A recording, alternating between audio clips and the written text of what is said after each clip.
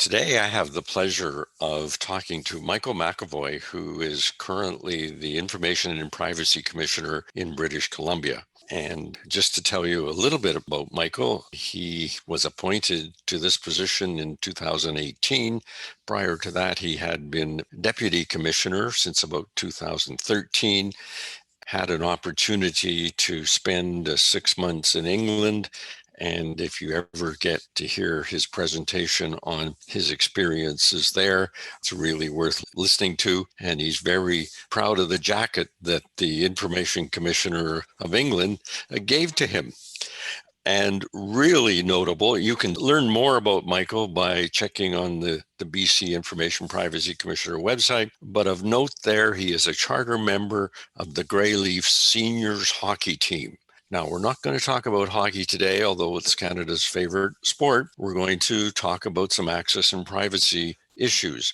And for those who have not been following BC media, the Parliament there has passed Bill 22, which is a bill that has an impact on freedom of information and access to privacy in British Columbia. And Michael, what was the main thrust or main purpose of that particular bill? First of all, Ron, thanks for having me, and thanks for not wanting to talk about hockey. I'm smarting a bit of a bruise in the back of my leg from yesterday's performance, so I don't want to get into that too much. But I really appreciate you as a colleague, and again, thanks for having me as part of your podcast. Yes, so Bill 22, which was introduced in the fall of last year, just a few months ago, was the first really significant reform to our Freedom of Information, Protection of Privacy Act in, I was going to say a decade, but even a decade ago, those changes were, in the whole scheme of things, fairly minor. Really, since the act was brought into force in 1993, this is the most significant reform that the bill has undergone. So in general terms, it's introduced a number of modernizations, especially on the protection of privacy front, protecting the citizens' information that's held by public bodies. And there were a number of changes made that we can get into and talk about. But those are actually very welcome, ones that have been advocated by our office for a number of years, and we were pleased the government moved forward with. There were also changes made on the access to information side of the equation, and I was very public in the concerns that I expressed about some of those changes that were made, including a fee for access to information, again, which we can talk about in a little more detail, as well as the government taking out of the scope of the act access to certain records. In other words, certain things that were once known as records for access were no longer considered to be accessible. So that in broad terms is what was introduced a few months ago, and the bill which has now been passed. Though not everything has been brought into force, most of it has been. There are some items that have not been brought into force, and again, we can talk about those. So, and you've partly answered this, but I was going to ask whether there was, 4 or 5 items in the bill that you were particularly pleased with. Is there any others that you haven't mentioned that you were pleased with? Yeah, so I think some of the advances, I hope, serve as an inspiration to other governments across the country. There is a requirement now, and will be a requirement. Actually, this is one of the things that hasn't been brought into force, but it will be in the coming months, is a requirement for public bodies to develop and put in place privacy management programs. So I think any public body, even private institutions now, that to think about these issues in a thoughtful and a significant way, probably will have thought through privacy management programs already, but there are many that have not. And so this is really important. It will become a legal obligation. So a privacy management program would have to address a whole range of questions. Public bodies will have to take a thorough inventory of all the personal information that they handle from citizens, to think about who's got access to that information. And also, if things go badly, and many say it's not a question of if, it's when a breach might happen, how one would handle those in that situation. That leads to another requirement that is now in the legislation, which is a requirement that public bodies have to report breaches of their data where those breaches pose a real risk of significant harm to individuals. So they are going to be required to report those to me depending on the situation, required to report those to the individuals who have been affected. So that's a step forward. That's another provision that hasn't yet been brought into force, but will be in the coming months.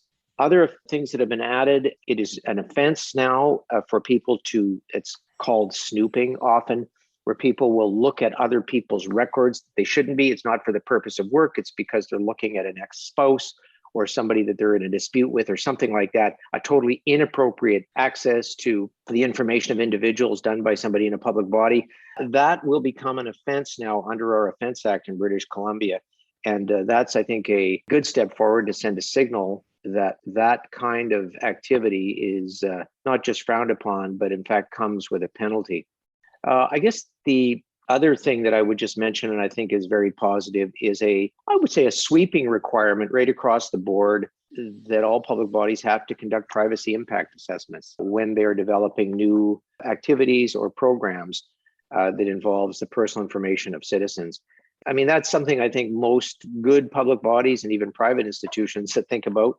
But if you haven't done it in the past, you will now be required to do that in the future. So those are, I think, about 4 changes, I think, on the protection of people's information side, I think, that are very positive.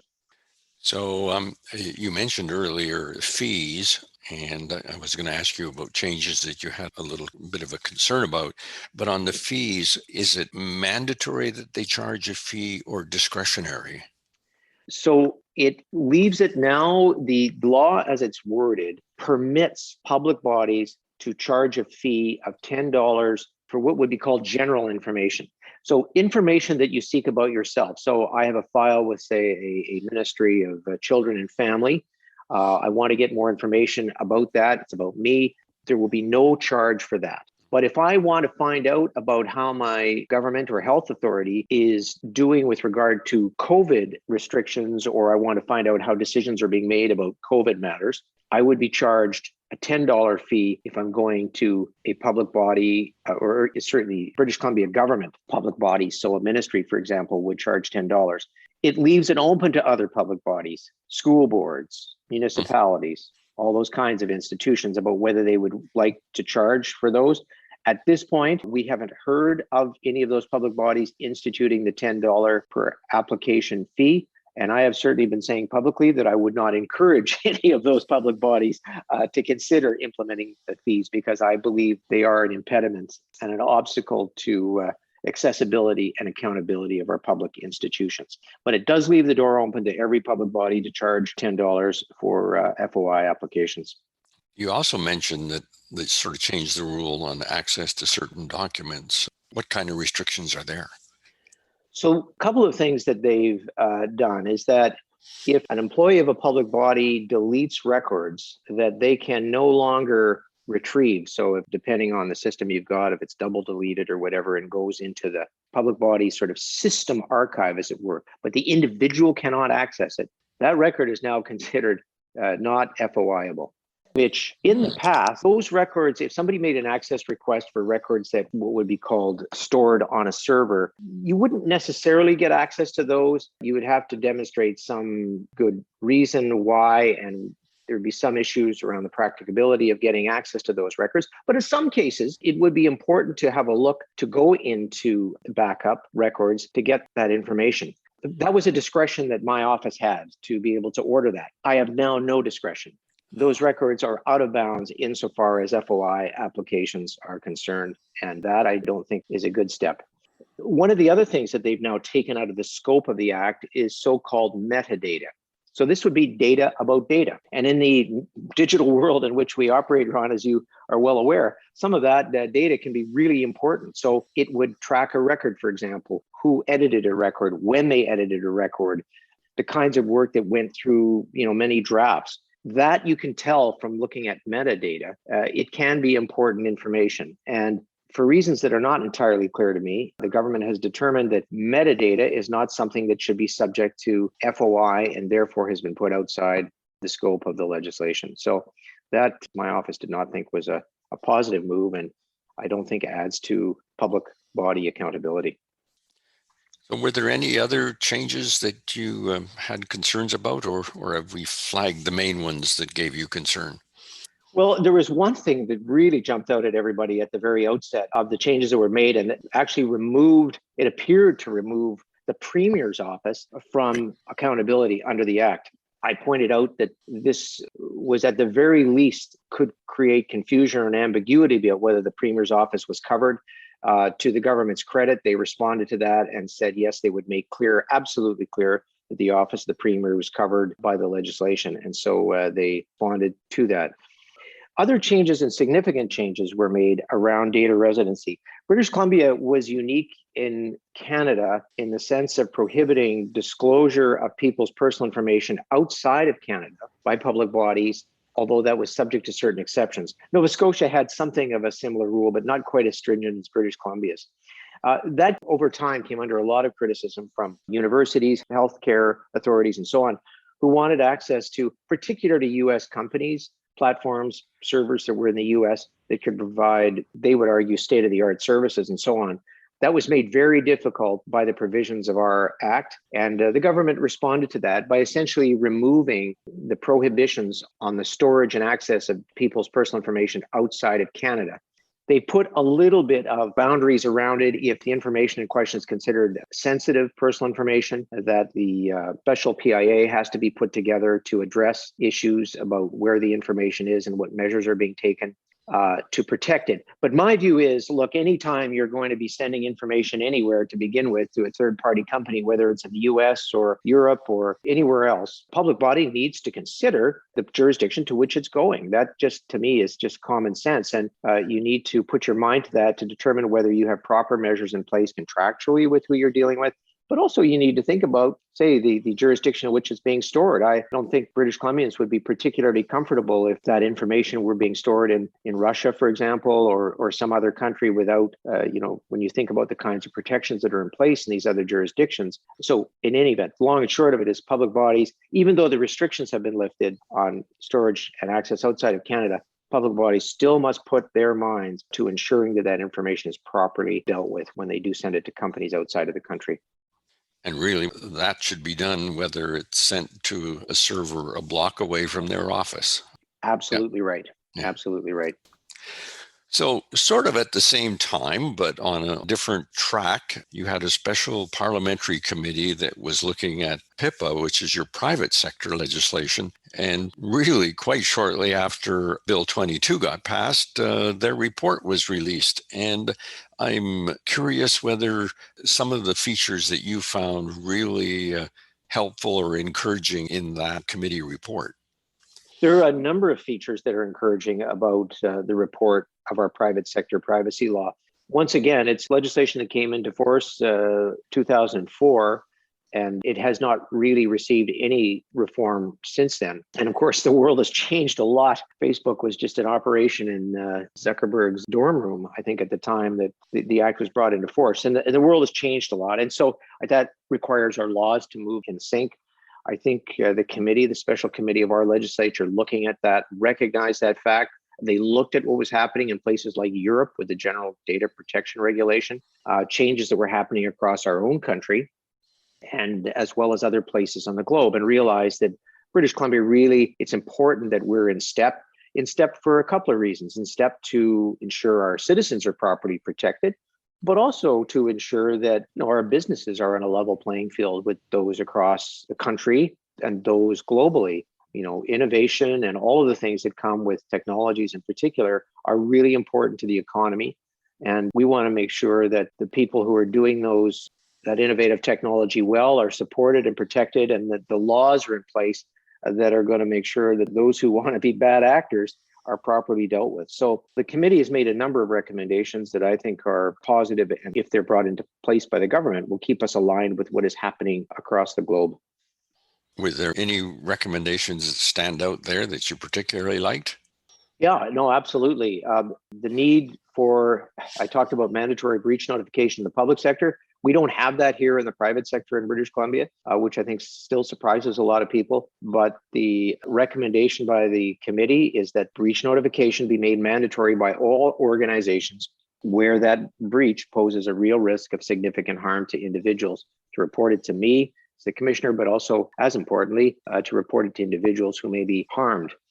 One of the other things that the committee has recommended, and I think this does, if implemented, keeps us in lockstep with what's happening and developing globally, is the role of our office to impose significant penalties where organizations are misusing or abusing people's personal information. And I think that's really critical, that our office have the power to levy administrative monetary penalties. It exists in Europe. It exists in other authorities. Quebec now has that authority. Canada is kind of moving along at a bit of a glacial pace in that regard, the federal government. So we hope they will follow what is clearly a global trend. I think one of the other aspects is that the committee recognized, and I think the legislation has to as well, is the importance of meaningful consent to ensure that individuals understand how organizations are collecting and using their personal information. And it's, so often we run into these things where there's pages and pages of legalese where people really don't fully understand or comprehend how their information is being used. And these companies in turn rely on these tick boxes that an individual might make to saying, yeah, I'm okay with that, when really there's no meaningful understanding. So it's really important that the law ensure that when it comes to the issue of consent, that it be clearly stated on the part of organizations and that it be clearly understood by the individuals at the other end of the tick box. So those would be, I think, a few of the things that stand out in terms of the recommendations that I think if government implements will be very positive for citizens and businesses both. Now, I know you made presentations to that committee, and was there anything you would have liked to see as a recommendation that they didn't put in the report? Well, there are a few things, and to the committee's credit, I mean, and this is not really a criticism of the committee. Things are moving at a very rapid pace in the world, and so keeping up with everything that's going on and being right on the cutting edge of things sometimes is a bit of a challenge. But I think a few things that we could benefit by in British Columbia, and that, for example, would be my office have the ability to impose codes of conduct, and these are really flexible tools that rather than having to wait for the legislature to deal with such and such a technology and change the laws, that there be some code making ability within the purview of my office, a regulator's office. This is something that exists in other parts of the world, Australia, for example. And so having the ability to create codes of conduct, I think would be very positive. And it can be very targeted, within specific industries that have their own particular, foibles. And so it allows for a targeted protection and set of rules. So codes of conduct, I think, would be something that could be permitted under legislation that would be, I think, very good. The issue of children's privacy has very much come onto the front burner, I think, across the globe. I think one would look at the UK's approach to this issue. And I think there's some wisdom in some of the steps they've taken. I think that's a matter that I think legislators should consider. And there are certain uses of personal information that, maybe should just simply be no-go zones in terms of use of information by companies or organizations. I think, for example, certain biometric identification systems, for example. I would think of, for example, the social credit systems used in China as a way of denying or giving people access to public services based on, computerized algorithmic functions, geolocation functions, and so on. I think as a society, I think we have to ask ourselves, are these places we want to go? And it doesn't matter kind of how much consent might be involved or whatever. It's a place where we shouldn't be going at all. I think that's something that I think we need to be thinking about going forward. So those would be, I think, some of the issues that I think a government should consider as they move forward to develop legislation. So you have a report of a parliamentary committee, and I presume at some point it gets into the government thinking tanks. Do you have any idea as to how long you might see some of this turned into legislation and back in the House? Well, as much as I'd like to forecast these things, I think your own experience in Saskatchewan would tell you that it's a bit of a fool's game to start making these kinds of predictions. I mean, governments, of course, at one point they may say things are a priority, but then suddenly other crises arise and suddenly it's not a priority anymore. I really hope that I'm hoping the next year and a half or so, this will come on to the front burner because it's really long overdue. We've had some indications from government that this is something that is important and that they would be prepared to move forward on. Our office will be certainly there, and we'll be working with them to assist them in that way to develop legislation. But yeah, I've got a couple of years left on my term, just over a couple of years left. And one of my main priorities is reform. We've had some reform on the FOI front. I still think there's some work to be done there. But the other major element of reform is here in the private sector. And I really want to accomplish that before I complete my time here in British Columbia. Well, and I hope you are successful. Okay, I belong to an organization in British Columbia, part of the private sector there, or a Saskatchewan organization, and I want to do business in British Columbia or already doing business. Should there be anything that I should start preparing for either now or, getting it into my goals for the next year? Anything organizations should be doing based on all that you think could be coming? Yeah, so I maybe would divide this up into two in terms of organizations. One would be private organizations. The law has not changed in respect of matters like mandatory breach notification, but you should be gearing up for that. And in fact, more than gearing up for it, as a practice, it is very advisable where you have breaches that are affecting your customers, your clients, your patients in British Columbia, you should be reporting that to my office. We do get quite a number of reports, not the number we would get if it was mandatory to do so, but we do. And I think that's really, really good practice for businesses to do that. This is not a gotcha exercise. It's not something where you get punished. We have experts in our office who can help guide organizations, especially small and medium enterprises, who may be not quite sure about how to find their way through these kinds of crises. We have people who can help, and we do this every day to assist in stopping the breaches, sitting down to talk about whether people have to be notified of the breaches and so on. Again, not a gotcha exercise. We're there to work with and assist this, again, particularly small and medium-sized enterprises with those kinds of matters. On the public sector side, well, again, breach reporting will be mandatory shortly, so getting ready for that is really important. The privacy management programs, getting ready for those, preparing those, that's something we can assist with.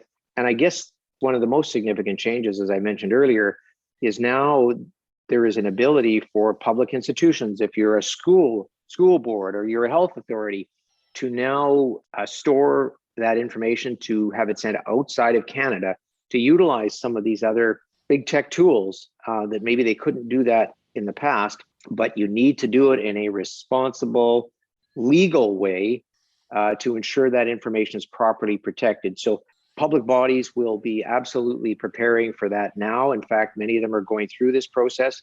And again, our office is here to help as they think through those issues and ensure that the personal information of British Columbians is properly secured when it leaves their servers here in British Columbia. So I've listened to this podcast and I say I need to find out more. Where would you suggest somebody, a citizen or organization, start in terms of learning a bit about Bill 22 or learning something about the recommendations that the special committee put forward in its report? Where would be the best place for them to start? Well, I can think of no better place than our own website here at the OIPC in British Columbia. So if you just Googled OIPC BC, you will get to our website. The long version, I think, is www.oipc.bc.ca. That'll get you there. But again, just Googling our office will get you there. It's a very good summary of the bill and its implications for public bodies and for citizens. So that's a great place to start. So, Michael, I want to thank you for taking the time today to record this podcast. And I know you're probably dying to get out into the rain in Victoria. So I should let you go. But thank you very much for the preparation and the time and for your advocacy on behalf of all the access and privacy commissioners across Canada. Thank you for your dedication. Well, thank you for having me on this podcast, and thank you for your work in Saskatchewan and the work your office does to serve the citizens of your province. It's extraordinary. I certainly have valued the work that we do together as colleagues, and again, really appreciate this opportunity, Ron. Thanks. Thanks, Michael.